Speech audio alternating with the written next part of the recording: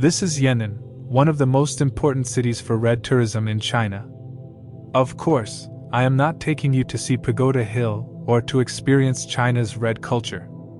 But among the many attractions in this city, the one that shocked me the most was their government building.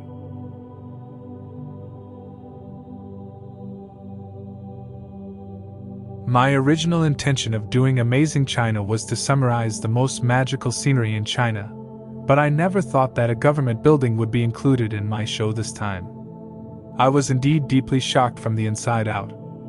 I think my audience has also heard of the grandeur of Chinese government buildings. I have also been to many historical sites at home and abroad, but after seeing the scene in front of me, I had to surrender to the designers of the building and perfectly design the building. Function, historical heritage, and local characteristics are all integrated together. I even think it can be visited as an attraction. First of all, bigness is not the most important thing. As we all know, many government buildings in China are famous for their bigness, and in many cases they can indeed accommodate enough functions. I have said before that when I went to the municipal building in Wuxi, I am really impressed by its many departments and perfect functions. And this building is indeed different, it is not just big.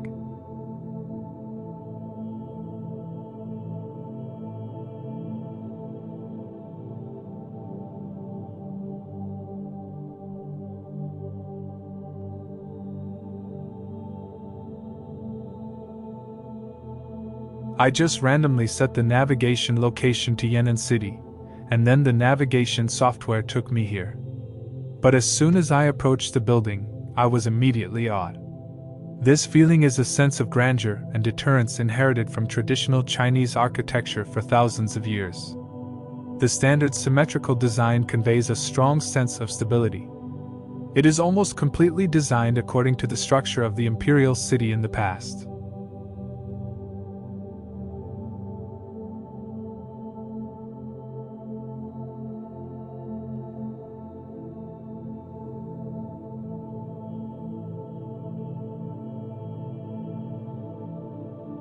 Although the entire building is built with modern brick and stone structure, the overall style is actually a perfect inheritance of the design style of the Qin and Han dynasty palaces.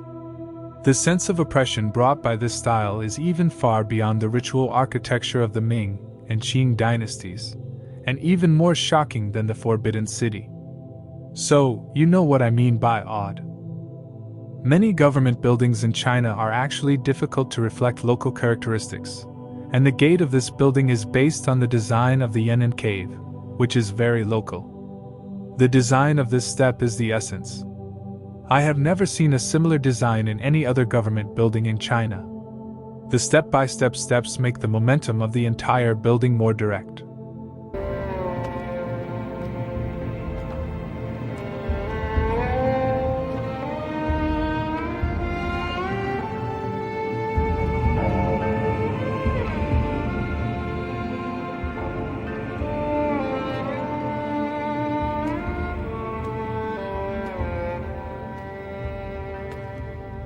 Needless to say, you can also feel the ideological realm conveyed by the design of the steps.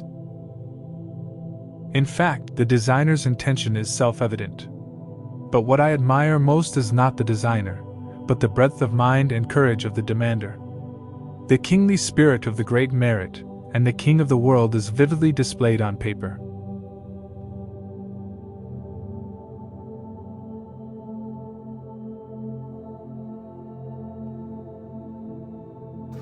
The corresponding architectural functions also reflect this hierarchical relationship. The buildings on the edge are libraries and areas serving children, and the middle of the bottom floor is an office serving ordinary people. The top floor is the highest government office. Of course, this building is not a palace after all, you know. So this building cannot have too many ostentatious or emotional decorations. And it has become a very restrained design like now. The lines, materials, and colors are almost the simplest, which adds a solemn feeling, and of course deepens the sense of oppression. This is actually very similar to the Soviet architectural style of the Khrushchev period, and the interior design also continues this style. Walking in it, I really have the illusion of traveling back to a certain era in the past.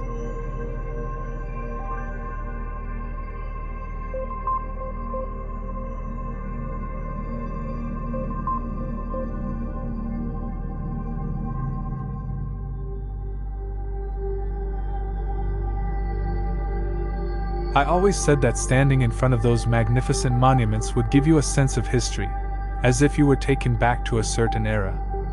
And this building actually gave me that feeling.